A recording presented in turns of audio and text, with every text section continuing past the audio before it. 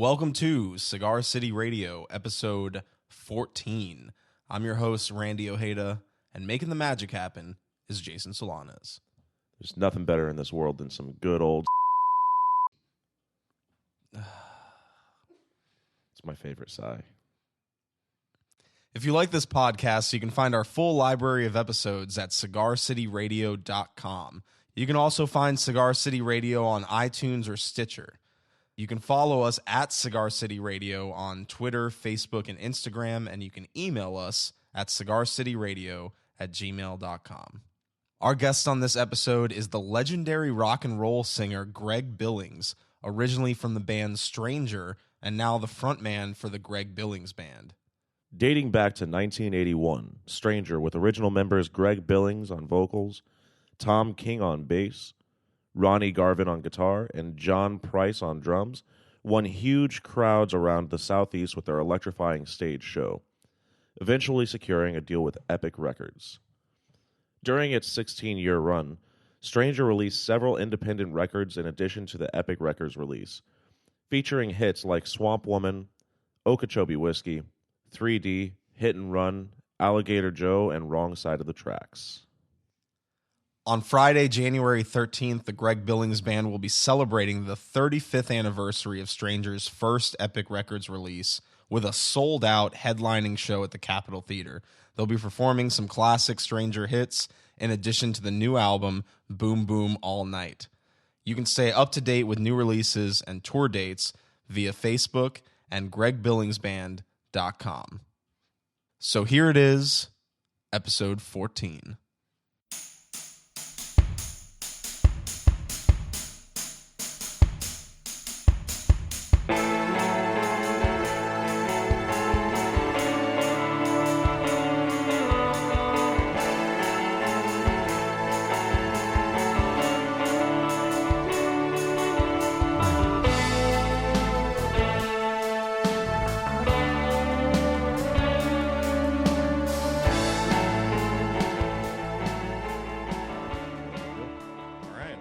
Out here with Greg Billings, the lead singer and frontman from the Greg Billings Band. And Joe Cracker.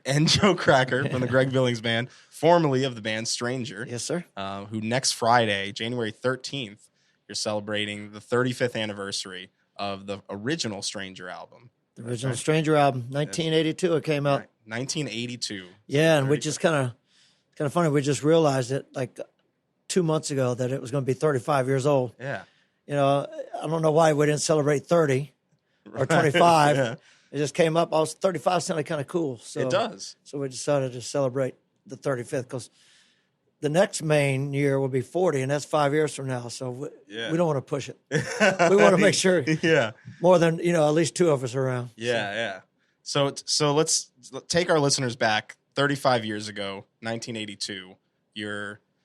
You're playing around in the Tampa scene. The band's called Romeo back then. Is that right? 1980 is when we started. Okay.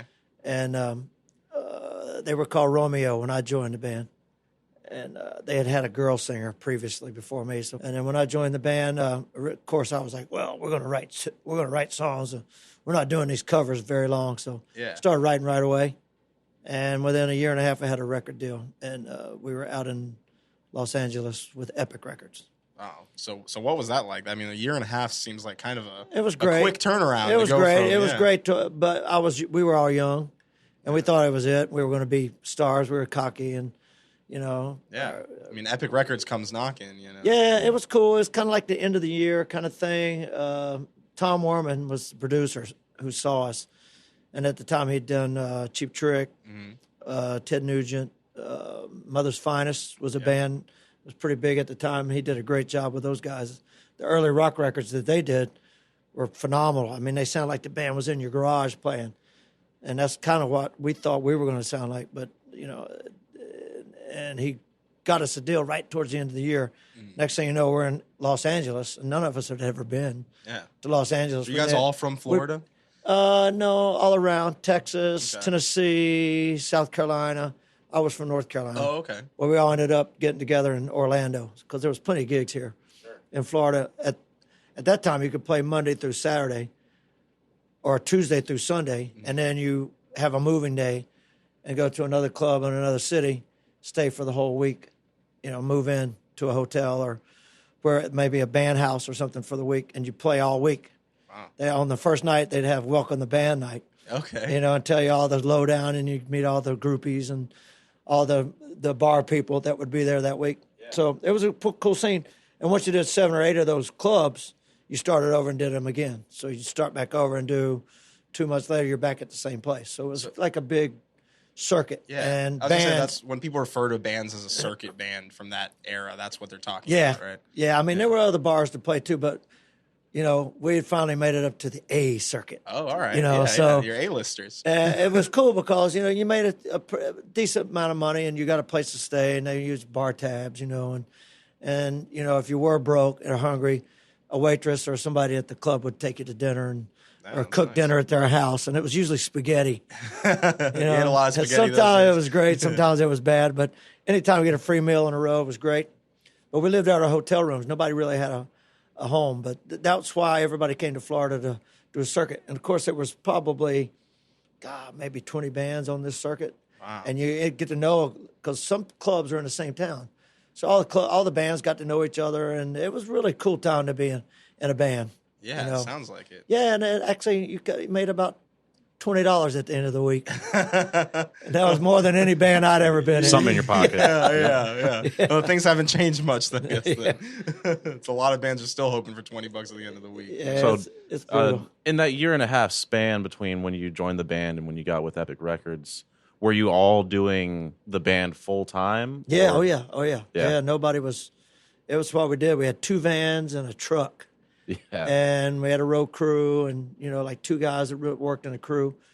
And we were, light show, we had it all. So when you go in the club, you had all full production. You set it up on Monday, turn it on, do a sound check, and then by Friday, the whole stage is a complete mess, and all your gear is a complete mess. But on Saturday night after the gig, it's time to tear it down, put it in the truck, move to the next town the next day. Yeah. So...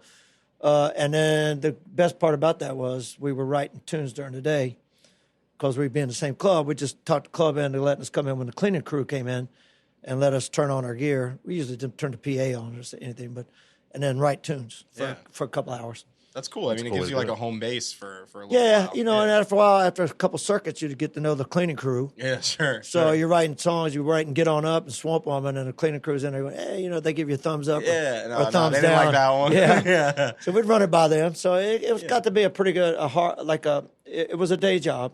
Mm-hmm. But you didn't miss nights, man. You worked 5, 6 nights a week, 7 nights a week sometimes. Yeah. All depends on the gig. Yeah. And you didn't miss nights because if you did, the whole band missed money. So, but it was fun, but we were writing during the day, and some songs were great. I mean, we probably wrote about 20 songs in that year and a half, and we only put 10 on the record. Yeah.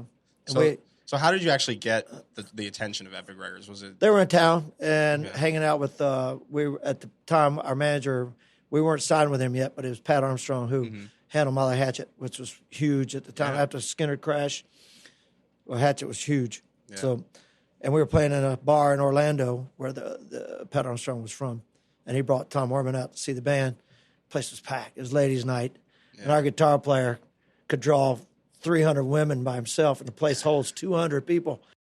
So, and it's ladies' night, so of course it was wall to wall, and this guy's like, "What the hell's going on here?" And we're playing some really bad originals, but the guy didn't care. It was like, "Look at these girls in here. This is great." So, I had a meeting with the manager and said they want to sign you to a record deal, but before you sign the record deal, you got to sign management with me, basically. Yeah. And I was like, "Okay, sure." Going to Los Angeles? Okay. Where do we sign? Yeah. And it happened really quick. And it happened so quick that we really didn't have the songs we had probably 7 or 8 solid tunes that we thought were good enough for the record. And I think by the time we got to L.A., I think we had 9. Okay. And we ended up jamming on Swamp Woman in the studio. And they said, "We like that tune. Why don't you put that on?" So that was like the last song that was added to the record. And that ended up being, of course, the most popular song from that record. Yeah, I mean, you're still playing Swamp Woman these days, today. So yeah. That's amazing. Yeah, it's so, crazy. So you went out to L.A. and then you cut the record in L.A. Cut the record at the record plant. At the record plant in L.A. Yeah. Oh, right on. We knew the background of the place, but we still being in there, we didn't realize how cool it was to be in a studio that would be around for quite a while. Yeah. Of course, those places, it's tough to keep a place like that open anymore, but we'd go in there one night. Cher was there, hanging out, and Dolly Parton and all these. Rod Stewart was in there right before we came in, so we thought it was great. Yeah, you guys were in the system. It was great, man. We were just a bunch of hillbillies out there hanging out with. Yeah, I didn't care. Cher would be sitting there and be like, "Hey, what's going on?" Just strike up a conversation. And sure. It was good times because we thought we were going to be stars at that point. How did that work out for you guys? It was. The record didn't sound very good. It was all right. It was just didn't sound like us. A lot of people were pretty disappointed. It didn't sound like the Stranger Romeo sound from the bars. It was just real kind of Mickey Mouse-ish. Is that a word? Mickey Mouse-ish? Yeah. Mickey Mouse-ish. Well, a lot of those early 80s records, like especially from a major label like Epic, they had that sort of sheen to them where we were flying through these tunes too. We were we were at the studio before anybody, and they were even telling us, guys, why don't you party a little bit and come in late and maybe just relax a little bit. But no, we were there every morning before anybody got there, and we were ready to go. But every song was so fast because we were excited, we wanted to get this thing on the road. And you can't help it, yeah. And at the time when it came out, it was kind of cool because it was a record. You put it on a turntable, like, yeah.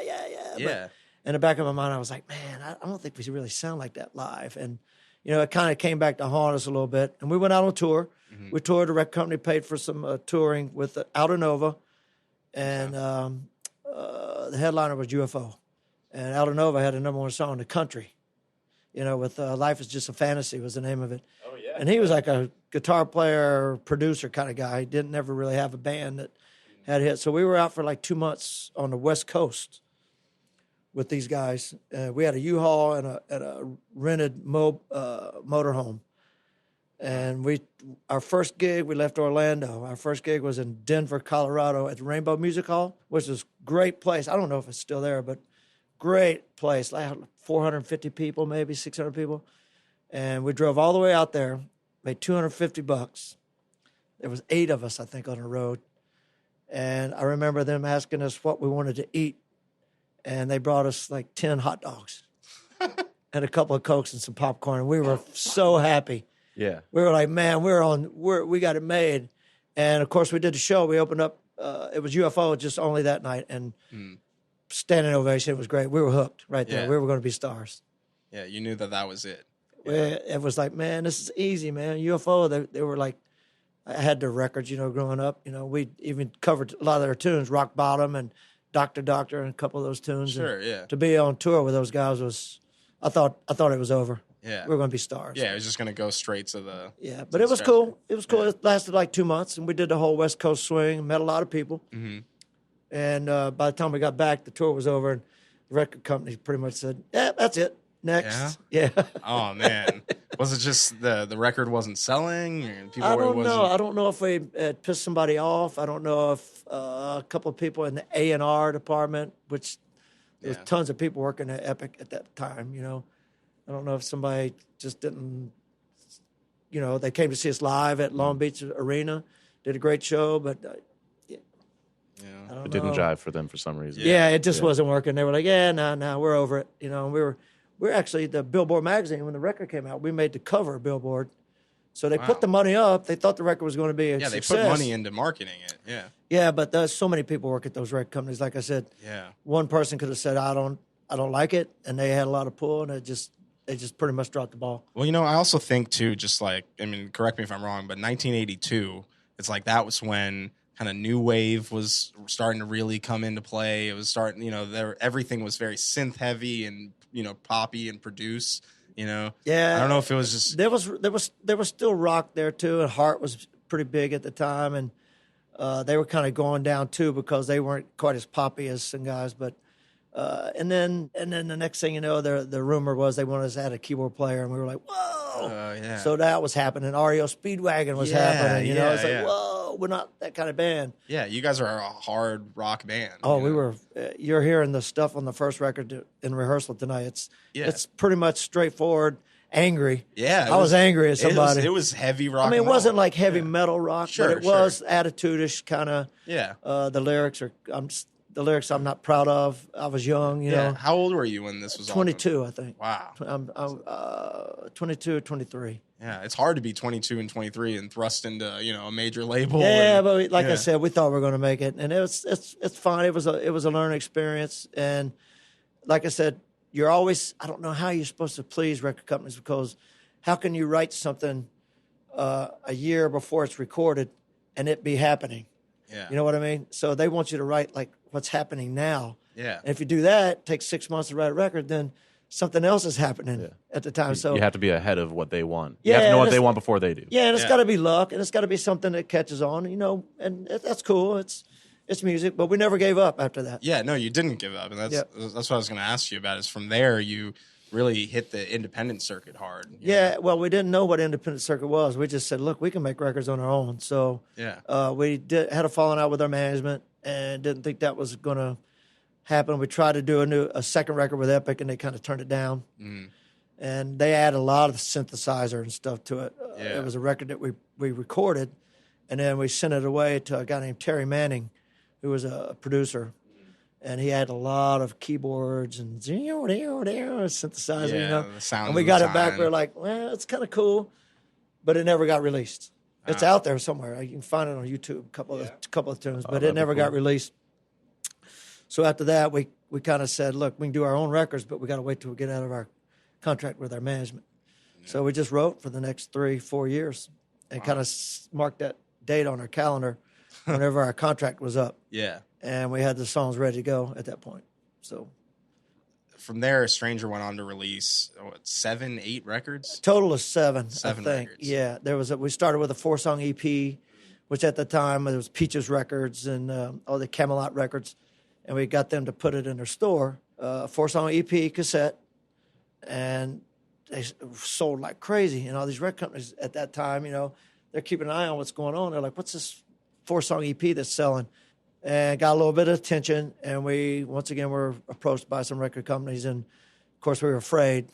We were very scared. Yeah, after the experience you gun-shy. just had. Yeah. Yeah, and we said no, we're going to do our own record. So we ended up taking the money we earned from the EP, which it was all a process that we had put in place, but then it kind of worked because we earned some money, made some money, put that all towards recording at Morris Sound Studio, which was top of the line here in Tampa at the time, and we did a record called No Rules, which was released in '88. So between '82 and '88, we were all over the place. And you were touring and gigging around. Well, that touring, time? we were back in the circuit again. Oh, okay, right. Yeah. All right. So after our big album came out, next thing you know, we're playing the Crown Lounge, which you guys are too young to remember. Crown Lounges, they were liquor stores that had a rock bar in them. Oh, okay. A lot of bands came through town would play them on their off nights.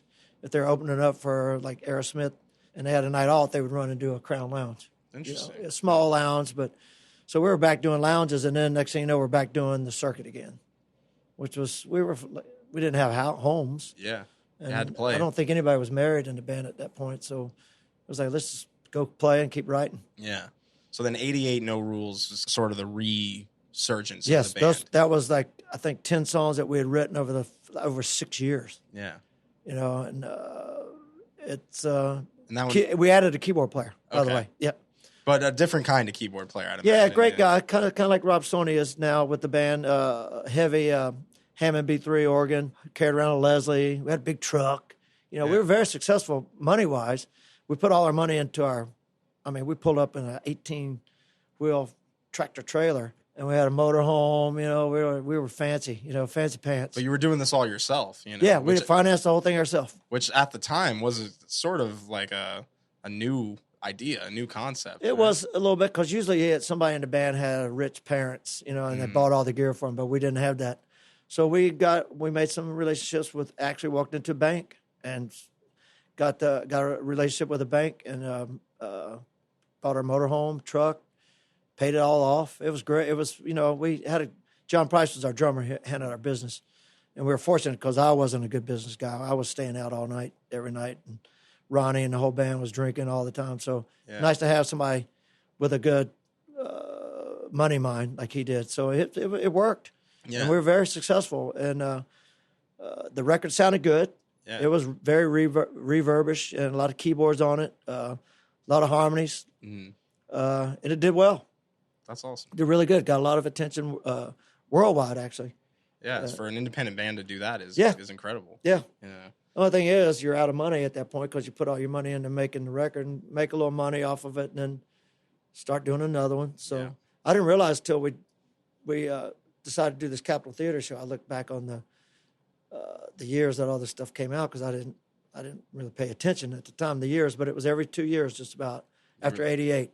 So it was 88, 90, 92, I think it was, and then 94, and then 95 we put out our last record. So we tried to keep pace, but it was hard. Yeah, for sure. So I want to go back to Ronnie for a sec because you mentioned that you had a guitar player that could kind of, he could fill a room. He could fill a room with yeah. women. Yeah. So what was Ronnie's? What was going on with Ronnie back then? Ronnie was he was a natural, man. That's all I could say. People asked me about him. What was so cool about his guitar playing? Yeah. If he sat down and said, "Here, play this with a sheet music," he had no clue. But he could listen. Back then, we used to listen to turntables, put the song on to learn a cover tune. Yeah.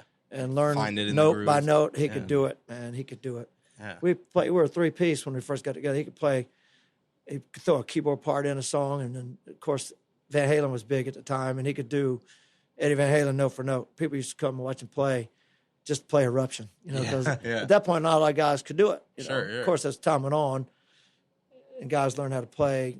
Yeah, everybody wanted to learn it, so it was something everybody learned. But he was a natural man, good-looking guy, tall, skinny.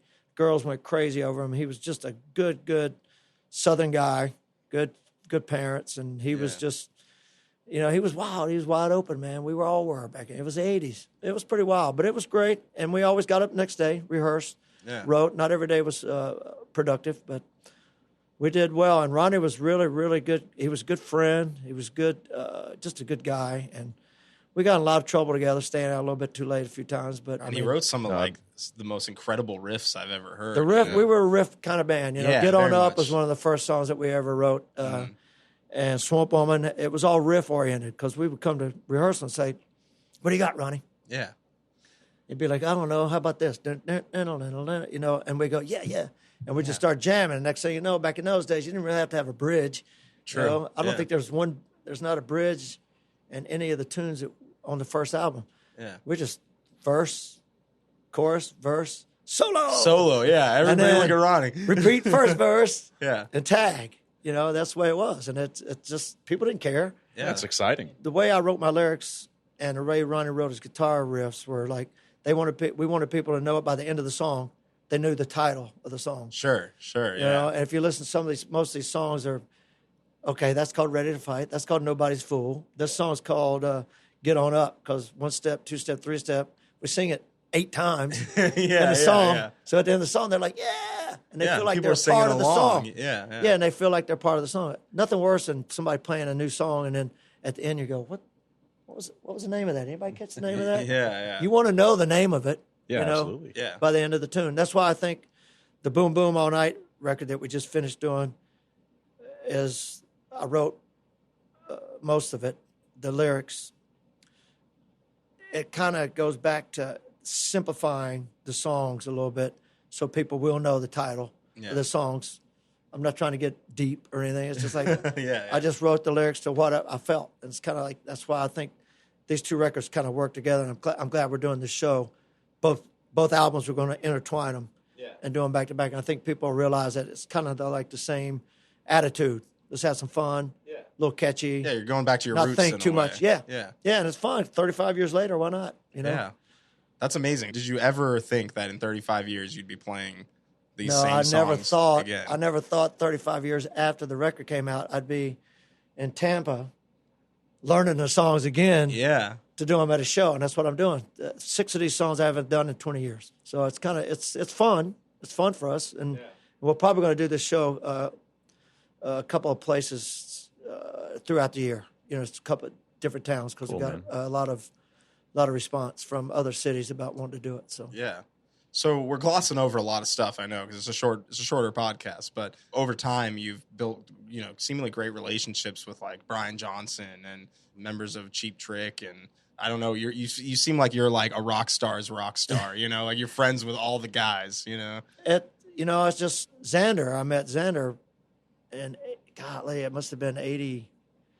It must have been 87, 86, 87 maybe, at a gig in Port Charlotte. And we've been buddies ever since.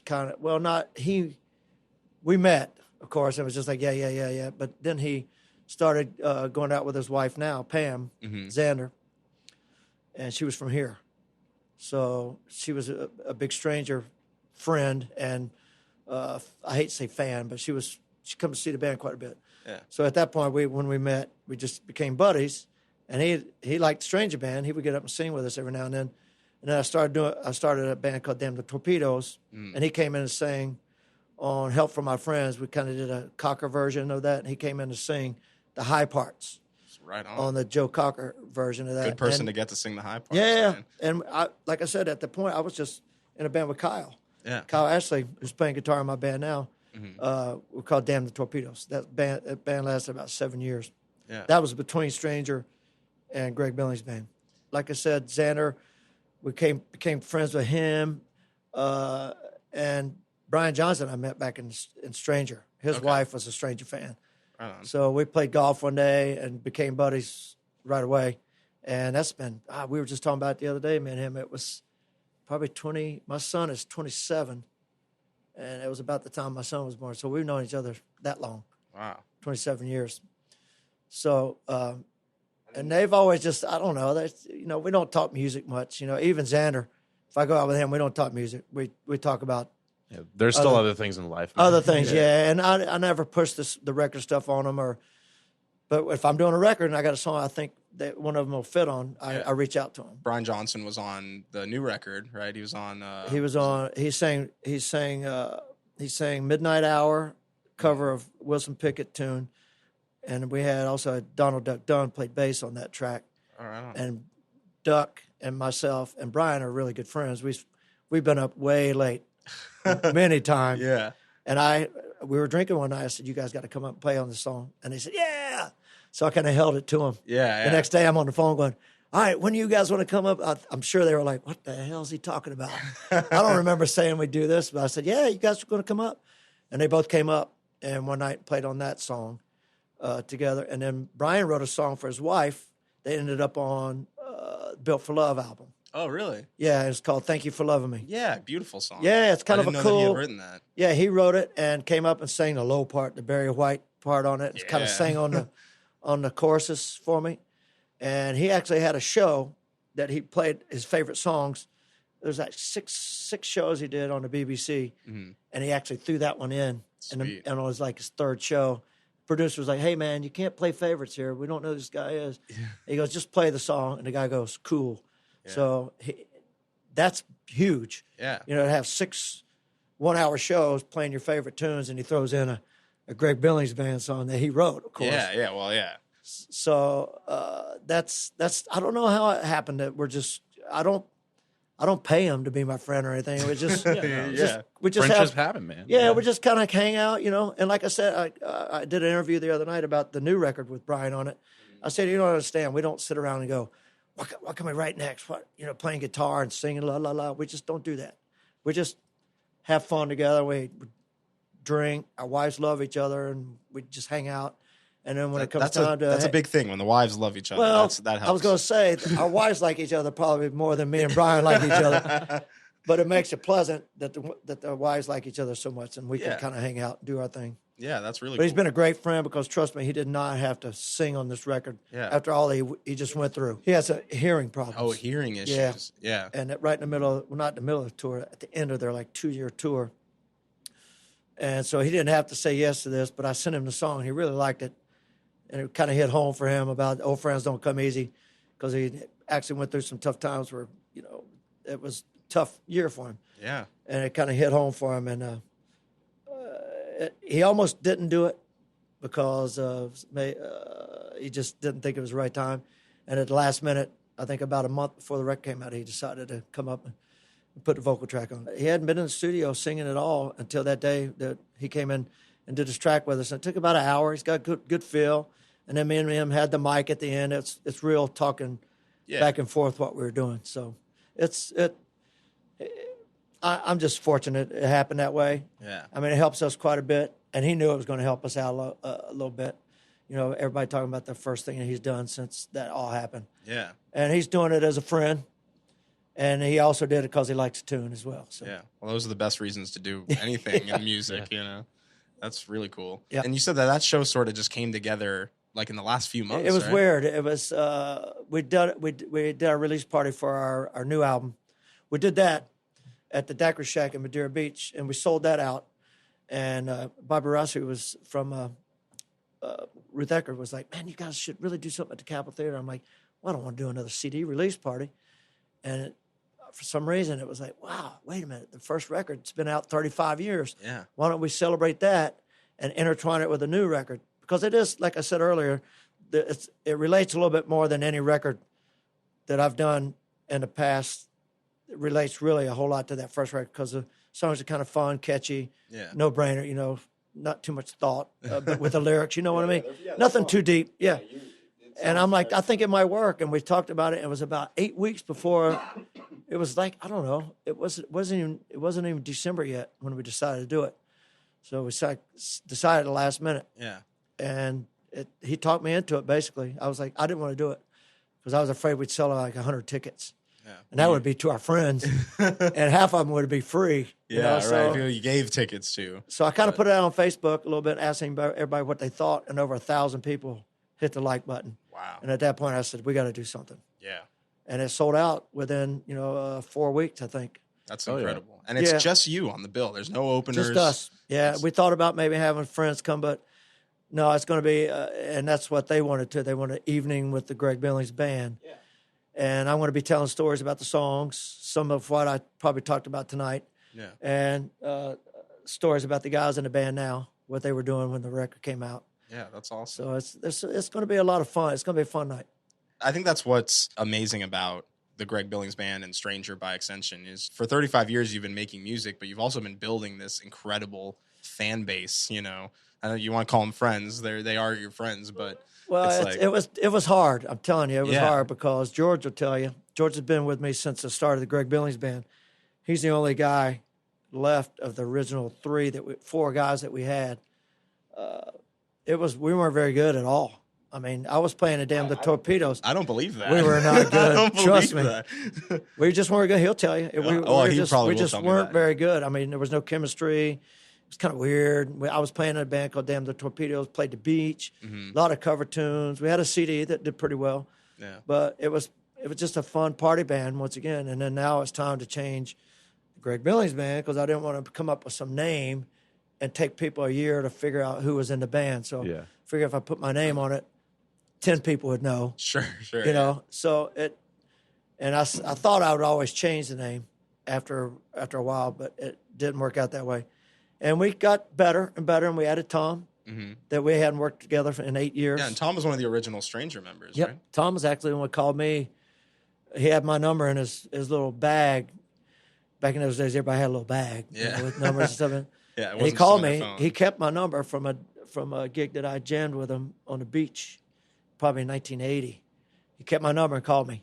So he's the guy that actually called me and started this whole relationship. So he joined the band, and then we changed drummers. And then next thing you know, we added Rob Stoney, and then this is, and now you're seeing the band today. Yeah. And I'm kind of an easy guy to work. Well, no, I'm not an easy guy to work with. It's hard because I like things a certain way, but it shows in our gigs. And now after 13 years, we got a really good, solid band. Yeah, no, the band is incredible. You guys are smoking. I've seen you, for years. I think the first show we saw was the Rib Fest, right Fest. Before Sticks. Yeah. We recorded that night. I have the album. I listened to that shit for like a year. Not even joking. Straight. I can listen to it all right, but I don't like to hear myself live very much, especially when I'm that excited. Because I knew we had like an hour to play, and it was like I'm not singing. I'm actually shouting at everybody. Come on, every song. It was a wild crowd. That it was a night. great night. Yeah, and that energy is why I love that album so we much. knew we were you know? recording live, so it was kind of like nervousness. Yeah. But it came out nice, and we did a DVD with it, and Yep, got that too. that was a fun show. I'll never forget that night. Nice, cool night. Yeah. We got the lights. They gave us a full PA. It was a good one. Yeah. It was a good night. That was one of the better live shows I've seen in Florida. You know, it's Really? like, Yeah, I think ever. Yeah, And that's we I had was Ronnie D in the floored. band too. Yeah, at the Ronnie time. D was smoking on the saxophone. I like the setup that we have now. It's back to basics. Mark's solid drummer. Mm-hmm. We're writing really fun stuff again, and it's Well, and then, that's how you've been able to stay relevant for this long. It's like, people really see that energy and that, you guys love playing music. Even when we were sitting here just watching you practice, it's like, I like it a lot, and sometimes it's hard to go to a gig, after a long day. But as soon as I get there and see people, and people start talking to you, all of a sudden I get awake, and I get all, Do you see a lot of familiar faces at the gigs? Oh yeah. There's a group of about 30 that are just about every show. Yeah, they're the diehards. But that's fine. I mean, that's great. Yeah, it to is. think about it, I wouldn't. I don't have a band that I follow like that. So, for them to spend their money and spend their nights off, or sometimes they don't have a night off, but they come out anyway. Yeah. A lot of them are the same, but if you look deeper, past those 30, Right. you'll see new faces, people that don't come out all the time. Yeah. At special gigs, they'll come to, but they didn't. 726 people stepped up to this Capitol Theater show, so there's some people out there. There's a lot of local love for the Greg There's more than Billings that band, 30 that come to every show. Yeah. It's going to be a pretty amazing night. Yeah, I'm very. I was very. Like I said earlier, I was very nervous about it, but it's as soon as you mentioned the Stranger thing, and how we're going to reunite and bring some old friends back from Stranger Days, it just went crazy. Yeah. And I'm not doing it for my ego or anything. I'm not doing it. I'm doing it basically to get people to listen to our new music. Yeah. Because we didn't want to do another release party. That's why I was trying to get to. After we did one release, I didn't want to do another one. So this way we can introduce them to the new music, intertwine it with the old record. Yeah. And, hopefully people will go, well, I would have never heard these songs if I didn't come to this show. So we're going to intertwine both records. And We're I not think going to do they'll them respond separate. well, man. Yeah. We're going to do a couple of each, kind of work them together.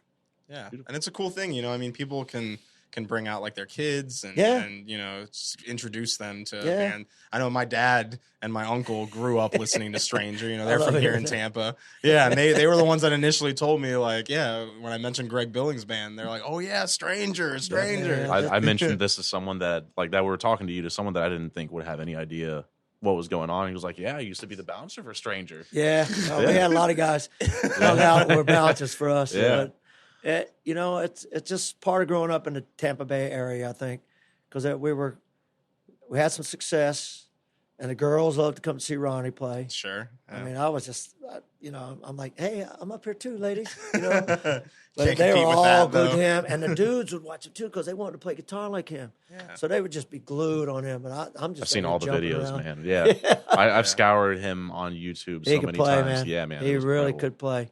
And we had the best of, and at that time in the 80s, for some reason, if you wanted to go have some fun, we're Stranger playing, and that's what people did. Yeah. So That was a big part of friends people's still lives. coming out now. Their kids are growing up. And People are still doing that. They're Yeah. bringing their kids and they're bringing their grandkids now to shows, Wow. outdoor shows that we do. So So we're about ready to wrap up here, but I just wanted to ask you, what's next for Greg Billings Band? that's a good question. I want to. I've already started writing a couple of tunes. I was actually hanging out with some friends over Christmas holiday, All right. working on a couple of new tunes. Basically, pretty much like the ones that I wrote with Jeff Abraham on the last record. Just going to keep it simple. Do another record. I don't know if we're going to do a whole album because I'm telling you, I aged probably 10 years in that 1 year recording this record because you got so many guys to work with and so many different places to do it. And when I do a single, put it out a single, release it on iTunes, CD Baby, whatever. Yeah. We'll see how that goes. But if they come around quick, which hopefully they will, another record, I guess. That'll Keep that be ball rolling. Yeah. A lot of live shows, though. We're a lot of live shows. Fran Hosh picked us up again this year. Budweiser picked us up again this year.